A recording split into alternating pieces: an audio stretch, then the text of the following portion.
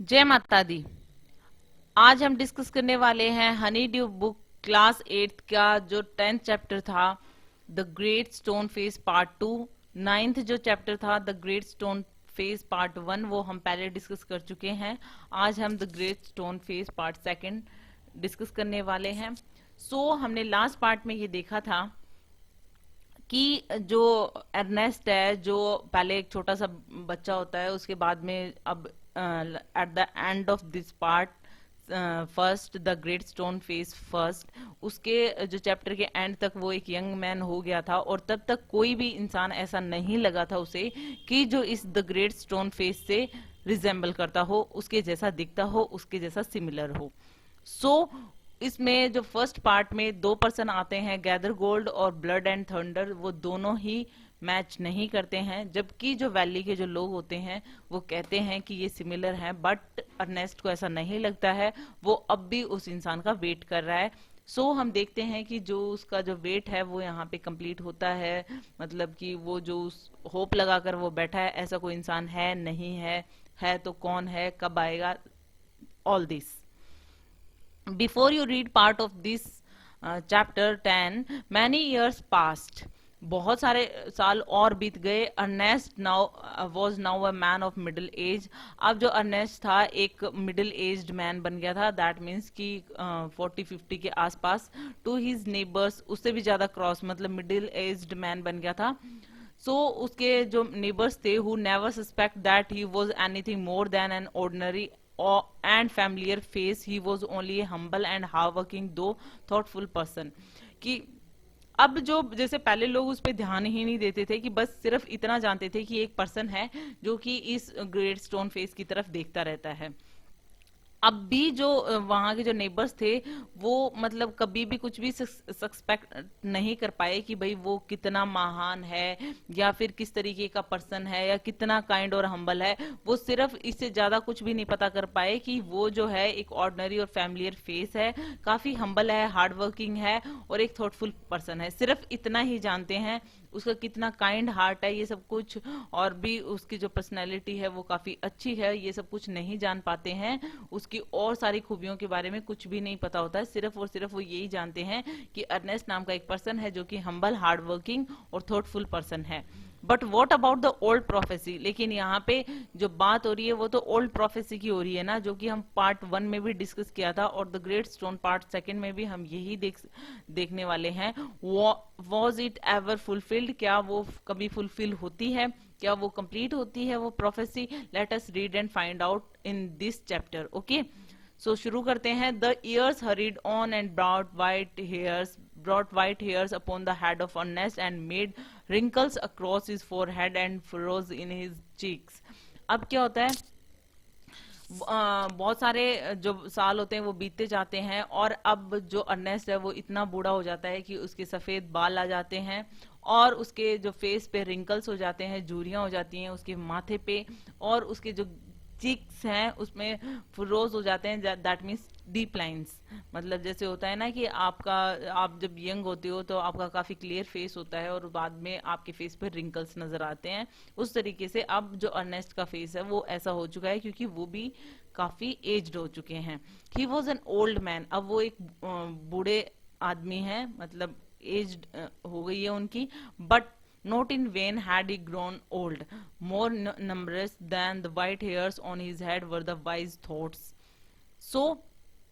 लेकिन वो बूढ़े तो हो गए हैं, लेकिन ऐसा नहीं है कि मतलब बेकार में ही वो इतने बूढ़े हुए हैं, मतलब कि जितने उनके सफेद बाल हैं उससे ज्यादा तो the wise thoughts in his mind, कि जितना उनके सर के ऊपर सफेद बाल है ना, उससे भी ज्यादा उसकी वाइज थॉट्स उनके दिमाग में हैं। ओके, तो यहाँ पे कितना अच्छा कंपैरिजन किया गया है कि वो इतने ज्यादा अच्छे इंसान हैं। And Ernest had ceased to be obscure, unsought for, undesired had come the fame which so many seek। और मतलब कि जो अर्नेस्ट है कि उसने जो मतलब ऑब्सक्योर का मतलब होता है नॉट वेल नोन, की मतलब वो वेल नोन होना ही नहीं चाहता है, उसने खुद को इतना मतलब सीमित कर रखा है। मतलब और लोगों की जैसे डिजायर होती है ना कि हमें फेम होना चाहिए, हाँ, वो फेमस होने के लिए डिजायर रखते हैं, ऐसे कोई डिजायर अर्नेस्ट की नहीं है। He had become famous beyond the limits of the valley. और मतलब लेकिन फिर भी वो काफी फेमस हो जाता है कि मतलब इतना कि वैली से भी बाहर जो कॉलेज प्रोफेसर्स हैं, even the active man of cities came from far to see and converse with Ernest and he received them with gentle sincerity and spoke freely with them of whatever came uppermost or lay deepest in his heart or their own.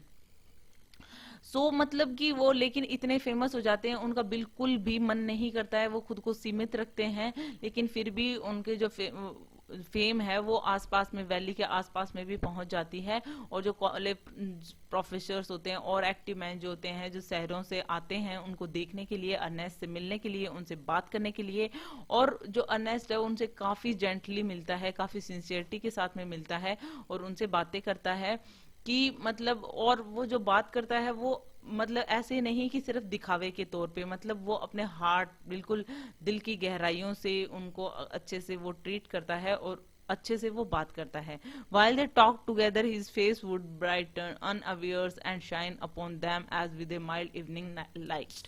और जब लोग उससे बात करते हैं ना, उसका जो फेस होता है उस इस तरीके से चमकता है जैसे कि जो हल्की सी जो शाम की जो रोशनी होती है जब सूरज ढलता है, और एक माइल्ड सी जो इवनिंग की जो लाइट होती है, इस तरीके से उसका फेस जो होता है वो ब्राइटन अप होता है, इस तरीके से चमकता हुआ नजर आता है। मतलब यहाँ पर ये बताया गया है कि उसका जो फेस है काफी स्माइलिंग, काफी अच्छा, काफी ब्राइट सा बताया गया है, और साथ ही साथ में उनका जो किस तरीके से हैं, सिंसियर हैं, काफी हम्बल हैं सबके लिए।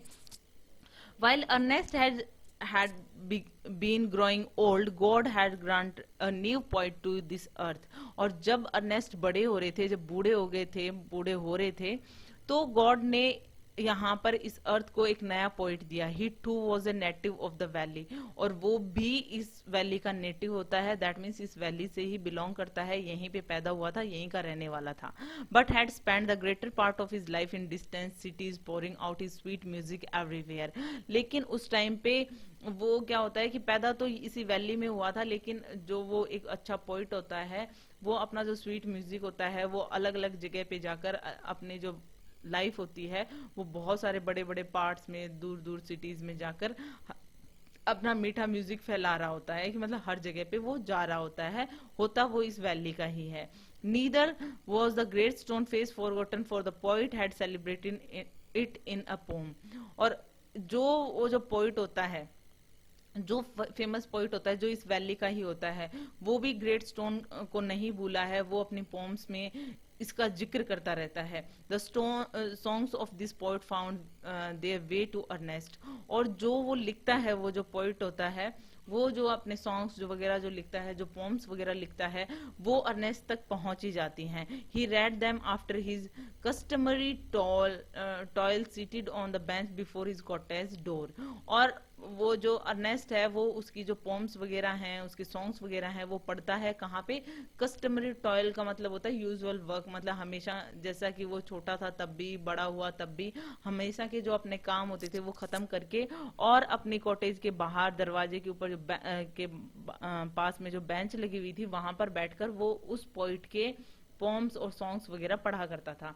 As he read he lifted his eyes to the mountain. और जैसे ही वो पढ़ता था, उसकी पोम्स में जब इसका जिक्र होता था, सॉन्ग्स वगैरह में ग्रेट स्टोन फेस का जिक्र होता था, तो वो माउंटेन की तरफ आंखें उठा के देखता था और द ग्रेट स्टोन फेस को देखता था। O great stone face, he said, is not this man worthy to be your likeness. और वो ये पूछता है कि ओ ग्रेट स्टोन फेस, क्या ये आदमी भी इतना वर्दी नहीं है कि वो तुम्हारे जैसा दिखता है? दैट मीन्स वो पोइट की बात कर रहा है कि पोइट जो इतना अच्छा लिखता है, तुम्हारे बारे में लिखता है और इतनी अच्छी थॉट्स हैं, क्या ये भी तुम्हारे जैसा नहीं है क्या? The face seem to smile but did not answer. ऐसा लगता था कि वो जो ग्रेट स्टोन फेस था वो स्माइल तो कर रहा है अर्नेस्ट की तरफ, लेकिन आंसर नहीं कर रहा है। Now it happened that the poet, though he lived so far away, had not only heard of Ernest but had thought much about his character and wished to meet this man whose wisdom walked hand in hand with the noble simplicity of his life. अब क्या होता है कि जैसे Ernest को उस poet के बारे में पता होता है, वैसा ही वो पोइट जो होता है वो काफी दूर रह रहा होता है, लेकिन जैसा कि अर्नेस्ट की जो इतनी अच्छी थॉट्स थी, वो जो फेमस हो गया था उस वैली में और वैली के बाहर भी, तो उस पोइट को भी पता चलता है अर्नेस्ट के बारे में, और वो सोचता है कि कितना अच्छा कैरेक्टर है, कितना अच्छा इंसान है अर्नेस्ट, मुझे उससे मिलना चाहिए।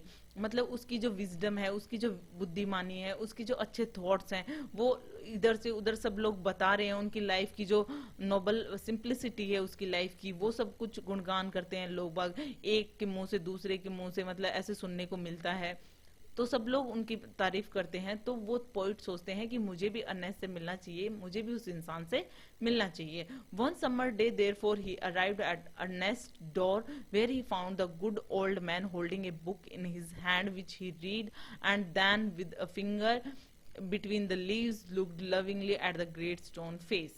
और एक बार ऐसा, मतलब ऐसा सोचता है वो पोइट कि मुझे उससे मिलना चाहिए, और फिर एक समर डे पे क्या होता है कि एट लास्ट वो अर्नेस्ट के डोर पे पहुंच जाता है, मतलब वो पोइट जो है वो अर्नेस्ट के घर पे आ जाते हैं, और वो देखते हैं कि वो जो ओल्ड मैन है, दैट मीन्स कि अर्नेस्ट जो है वो बुक को हाथ में पकड़े हुए है, और वो जो पोएम है वो पढ़ रहा है, और जैसे ही वो पोएम को पढ़ता है बीच में मतलब वो फिंगर रख के, और फिर बीच बीच में ग्रेट स्टोन फेस को भी देखता है।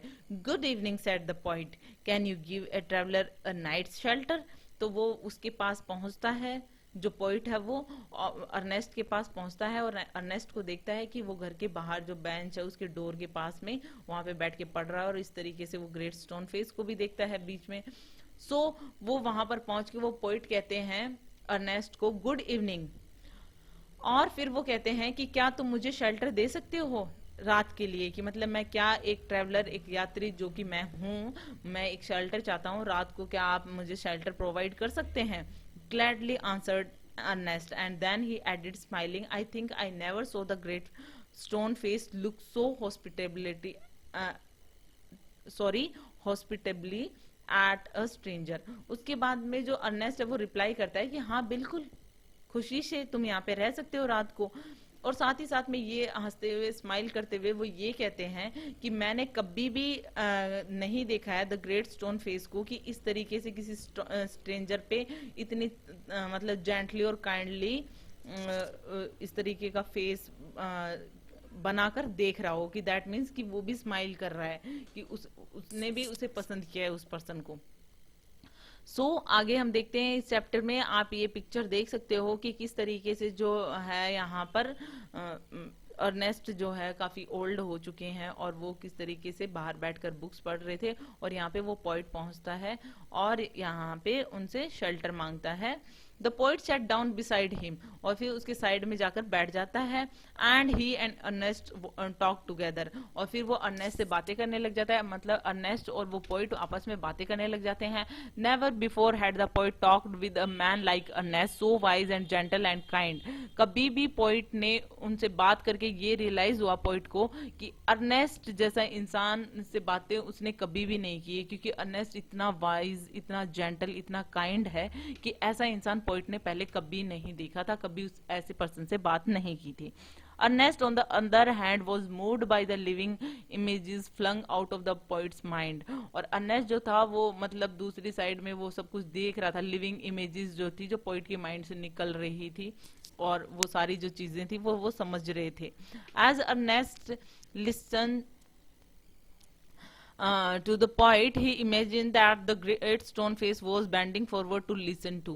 और जैसे ही अर्नेस्ट पोइट की जो बातें थी वो जो सुन रहे थे, उनकी जो इमेजेस बना रहे थे, समझ रहे थे उनको, तो उनको ऐसा लग रहा था कि जो द ग्रेट स्टोन फेस है ना वो भी थोड़ा सा आगे आ गया है उनकी बातें सुनने के लिए। He gazed into the poet's eyes, और फिर उसने मतलब पोइट की आंखों में देखा। Who are you my gifted guest, he asked. और अब उनके आंखों में देखते हुए अर्नेस्ट जो है वो उस पोइट से पूछते हैं कि तुम हो कौन, मेरे गिफ्टेड गेस्ट, मतलब इस तरीके से जो आए हो मेरे घर पे मेहमान बनकर। The poet laid his finger on the book that Ernest had been reading. तो जो पोइट था वो अपनी अंगुली जो है वो उस बुक पे रखता है जो अर्नेस्ट पढ़ रहा था। You have read this poem said he, you know me then for I wrote them. और मतलब कि अगर तुम ये पोएम पढ़ते हो तो मतलब तुम मुझे जानते हो जो मैं ये लिखता हूँ। तो तुम मुझे जानते हो। Again and again, Ernest exclaimed the poet's feature. He returned towards the great stone face, then back he shook his head and sighed. अब कहीं ना कहीं वो इसलिए ग्रेट स्टोन फेस उसकी बातें, उसको लग रहा था कि उनकी बातें सुन रहे हैं, बार बार में वो ग्रेट स्टोन फेस की तरफ देख रहे थे। वो इसलिए क्योंकि बार बार वो पोइट को और जो ग्रेट स्टोन फेस था उनको देख रहे थे, मतलब एक के बाद में एक, कभी पोइट की तरफ देख रहे हैं, कभी ग्रेट स्टोन फेस की तरफ देख रहे हैं, क्योंकि उनको कहीं ना कहीं उनके फीचर्स को मैच करने की कोशिश कर रहे हैं। और उसके बाद में मैच करने के बाद में वो अपना जो सर है वो हिलाते हैं और काफी साइड, दैट मीन्स कि काफी उदास हो जाते हैं कि उनको कहीं ना कहीं सिमिलरिटी नजर नहीं आती है। Why are you sad inquired the poet, और पोइट ने ये चीज उनके फेस पे पढ़ ली, अर्नेस्ट के फेस पे, कि वो क्यों दुखी है। तो पोइट पूछता है कि आप क्यों दुखी हो। Because replied Ernest, all through life I have awaited the fulfilment of the prophecy and when I read this poem I hope that it might be fulfilled in you. तो अर्नेस्ट उससे कहता है कि मैं इसलिए उदास हूं क्योंकि मैंने पूरी जिंदगी उस प्रोफेसी की फुलफिलमेंट का इंतजार किया, मतलब मैं बचपन से लेकर अब बूढ़ा हो गया हूँ, लेकिन मैं ये सोचता था कि वो जो ओल्ड प्रोफेसी है वो कभी ना कभी come true, that will come true. तो लेकिन अब जब मैं ये पोएम पढ़ता था तो मुझे लगता था कि इन पोएम्स में कहीं ना कहीं जो पर्सन उन्हें लिख रहा है वो कितना अच्छा होगा, कितना ग्रेट होगा, और मुझे लगता था कि ये जो प्रोफेसी है ये तुमसे फुलफिल होगी, दैट मीन्स कि आप वो पर्सन हो जो कि द ग्रेट स्टोन फेस से रिजेंबल करोगे। You hoped, answered the poet, faintly smiling, to find in me the likeness of the great stone face। कि फिर पोइट आंसर क्या कहते हैं कि हल्की सी स्माइल देते हुए कि अच्छा आपने ये आशा की थी कि मैं वो पर्सन हूँ जो द ग्रेट स्टोन फेस से मैच करूंगा, तो मतलब तुम मतलब वो लाइकनेस मेरे में ढूंढ रहे थे। I am not worthy to be its likeness, कि लेकिन मैं द ग्रेट स्टोन फेस की लाइकनेस के वर्दी नहीं हूँ, दैट मीन्स कि मैं इतना महान नहीं हूँ कि मैं द ग्रेट स्टोन फेस की तरह दिखता हूँ। And why not asked Ernest, he pointed to the book, are not those thought worthy, कि मतलब आप इतने वर्दी क्यों नहीं हो, इतने मतलब कीमती क्यों नहीं हो कि आप इससे मैच करो। क्योंकि अर्नेस्ट पूछता है कि बुक की तरफ पॉइंट करते हुए कि ये जो थॉट्स हैं जो तुम इन पोम्स में लिखते हो ये कितनी वर्दी हैं, ये कितनी अच्छी थॉट्स हैं, तो तुम क्यों नहीं हो सकते, हो सकते हो, इसमें क्या है कि तुम इतने वर्दी हो सकते हो। So you can hear in them the distant voice of a heavenly song, but my life, dear Ernest, has not corresponded with my thoughts। लेकिन वो क्या कहते हैं कि जब अर्नेस्ट पूछते हैं उन पोइट से कि आपकी जो पोम्स में जो कितनी अच्छी थॉट्स लिखी होती हैं क्या वो वर्दी नहीं है, क्या वो योग्य नहीं है, तो तुम ग्रेट स्टोन फेस से क्यों नहीं रिजेंबल कर सकते हो, मतलब तुम क्यों नहीं हो सकते हो वैसे।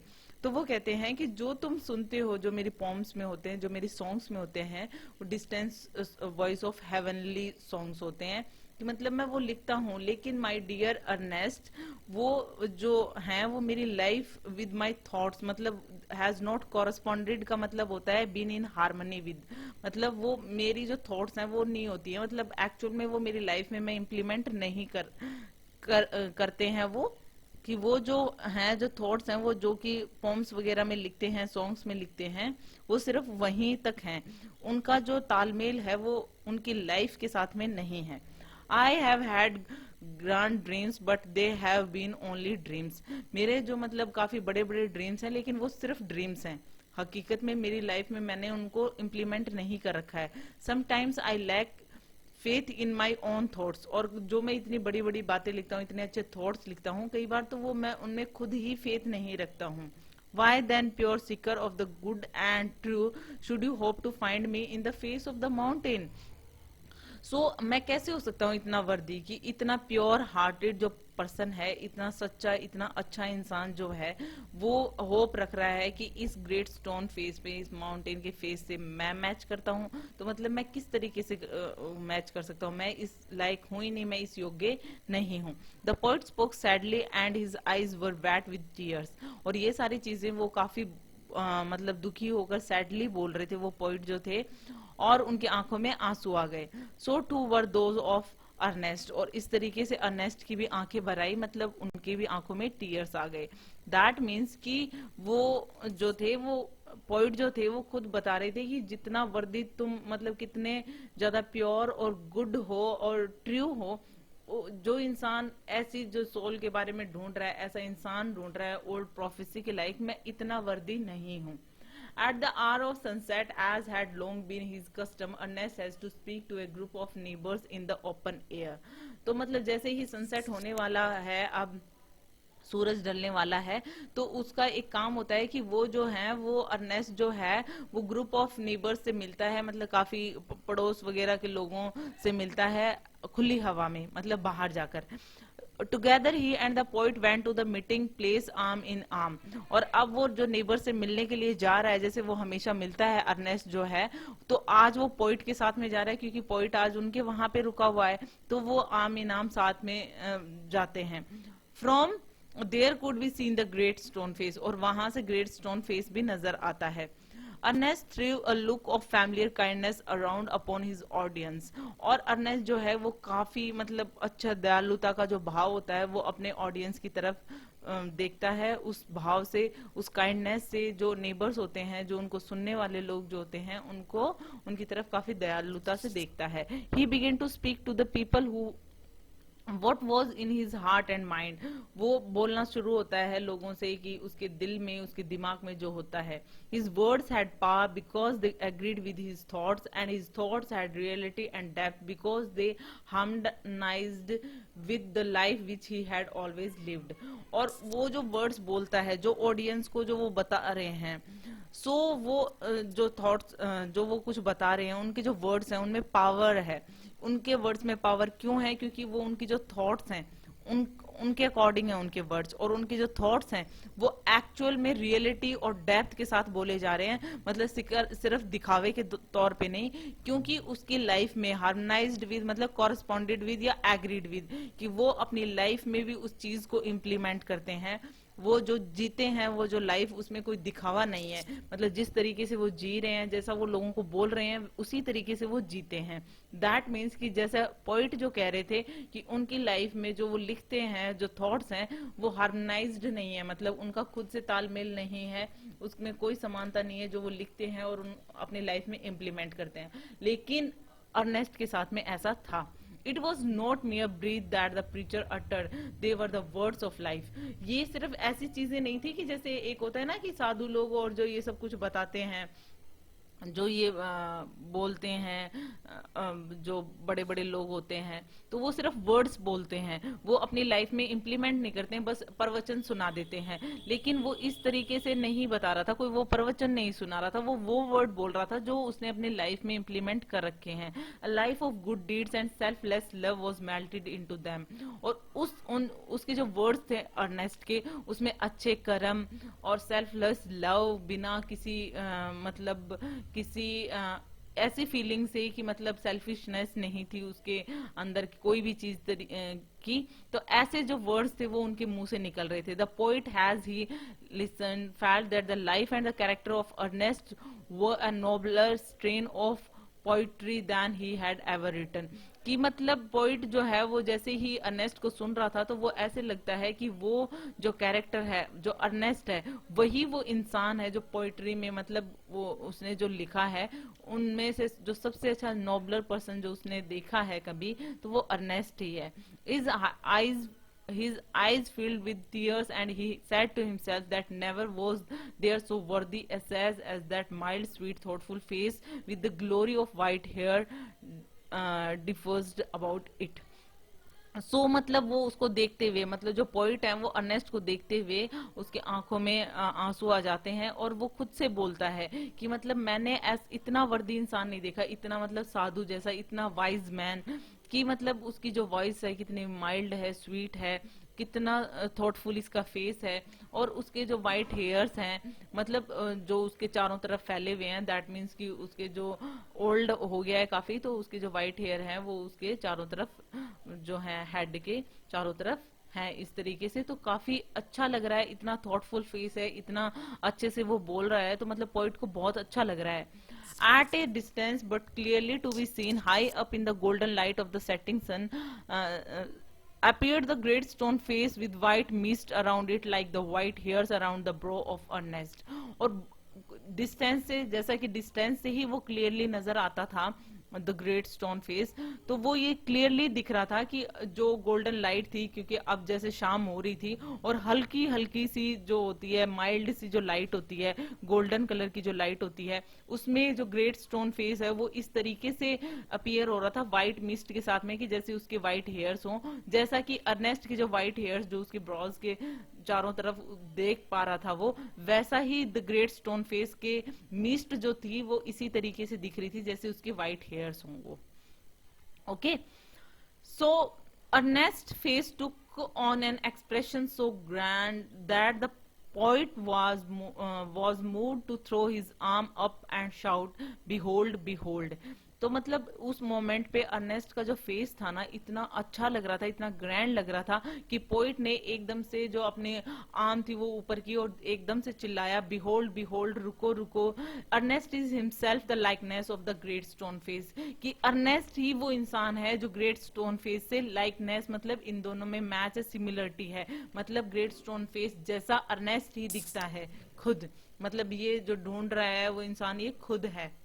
सो यहाँ पे इस पिक्चर में आप देख सकते हो कि मतलब अर्नेस्ट जो है वो नेबर्स से मिल रहा है और यहाँ पे द ग्रेट स्टोन फेस है, इसके चारों तरफ मिस्ट हो गई है और इस मिस्ट की वजह से इस धुंध की जो बर्फ सी धुंध जो दिख रही है वो एकदम व्हाइट हेयर जैसे कि अर्नेस्ट के ही हों इस तरीके से नजर आ रहे हैं।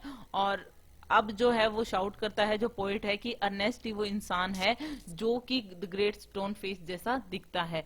Then all the people looked and saw that what the poet said was true. और अब जो लोग हैं वो देखते हैं और ये क्या देखते हैं कि जो पोइट कह रहा है वो बिल्कुल सही कह रहा है। The prophecy was fulfilled, but the Ernest, having finished what he had to say, took the poet's arm and walked slowly homeward, still hoping that some wiser and better man than himself would by and by appear, bearing a resemble to the great stone face. और मतलब कि वो prophecy है वो fulfil हो जाती है जैसा कि लोग कह रहे हैं, बट अर्नेस्ट जो है वो अपने अंदर ही, जैसे ही उसने अपनी जो बातें थी वो कंप्लीट की, फिर पोइट की आर्म पकड़कर वो घर की तरफ निकलता है घर जाने के लिए। और अभी भी वो होप रख रहा है कि कोई मुझसे अच्छा, मुझसे ज्यादा बुद्धिमान आता रहेगा और मतलब वो कोई आएगा जो कि ग्रेट स्टोन फेस से रिजेंबल होगा, उसके जैसा सिमिलर होगा। दैट मीन्स कि वो खुद को अब भी इतना महान नहीं मान रहा है कि मैं इतना महान हूं कि लोग कह रहे हैं कि मैं इससे रिजेंबल कर रहा हूं, मैं इसके जैसा दिख रहा हूं, तो मैं ऐसा नहीं हूं कि मेरे से भी कोई बुद्धिमान, मेरे से भी ज्यादा कोई बेटर पर्सन जो है वो कभी आएगा इस वैली में जो कि इस ग्रेट स्टोन से मैच करेगा, इससे सिमिलर होगा, इसके जैसा दिखता होगा। सो ये बहुत ही अच्छी जो स्टोरी थी नैथियल हाथॉर्न की लिखी हुई, ये एब्रिज्ड फॉर्म में है, शॉर्ट फॉर्म में है, यहाँ पे जो मेन इंसिडेंट लिए गए हैं। लेकिन इससे हमें ये सीखने को जरूर मिलता है कि मतलब जो ये पर्सन होता है इसने ओल्ड प्रोफेसी अपनी मदर से सुनी और ऐसे महान इंसान का वो वेट कर रहा था। इस इंसान ग्रेट स्टोन फेस को देखते हुए ये कितना हम्बल था, कितना प्लेजेंट था, कितना काइंड दिखता था, हमेशा एक स्माइल सी होती थी इसके फेस पे, इसको देखते हुए वो बड़ा हुआ था। तो इससे उसने काफी कुछ सीखा था अर्नेस्ट ने और इसके जैसा ही बन गया कि मतलब हाँ, क्योंकि ये चाहता था, ये ऐसा इंसान देखना चाहता था जो कि बिल्कुल इस द ग्रेट स्टोन फेस जैसा हो और इसलिए ही वो उसका वेट कर रहा था कि हाँ कभी वो इस वैली में आएगा, इसलिए सबसे ज्यादा वो इंतजार कर रहा था।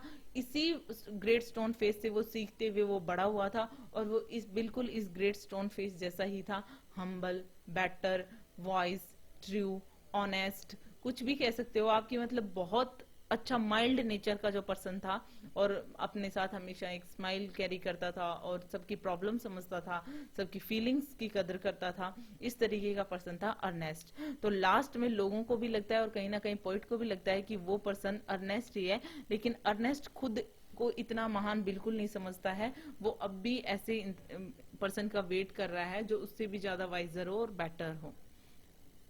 So it is all about it. Hope you like it. If you like it, please hit the thumbs up button. Please subscribe the channel. Put your views and suggestion in comment section. और आपकी life में भी अगर ऐसा कोई person है तो मुझे comment section में जरूर बताएं।